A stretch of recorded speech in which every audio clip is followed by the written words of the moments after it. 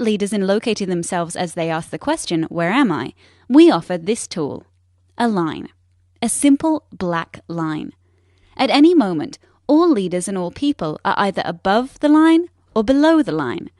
Our location describes how we're being with what is occurring in our life right now. If we're above the line, we are open, curious, and committed to learning. If we are below the line, we are closed, defensive, and committed to being right. Stop right now and simply ask yourself, where am I? In this now moment, am I above the line or below the line?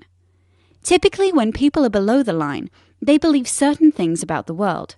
For example, they believe there is not enough. It could be that there's not enough money, or time, or space, or energy, or love.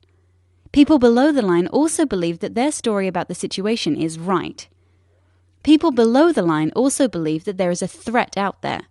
Something or someone is threatening their desire for approval, control, or security.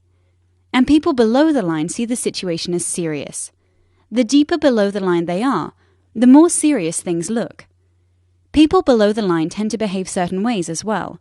They tend to cling to an opinion, find fault and blame, gossip, explain, rationalize and justify, get overwhelmed, and avoid conflict or pursue conflict for the sake of winning.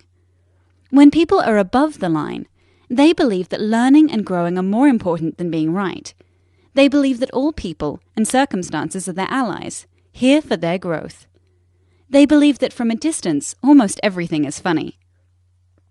People above the line live in curiosity, listen deeply, speak unarguably, question all their beliefs, and live a life of play. Now, knowing what you know about being above or below the line, where are you? One thing to know as you consider this question. We are hardwired to go below the line. Literally, our brain is programmed to perceive threat, and when it does, a chemical cocktail courses through our veins, and we go below the line. This reaction was designed to help us survive in the presence of a real threat to our physical survival. An issue for modern-day leaders is that often our brains can't tell the difference between a threat to our physical survival and a threat to our ego or identity. We react and get defensive when we experience a threat to our ego. So in many ways, being below the line is natural and normal.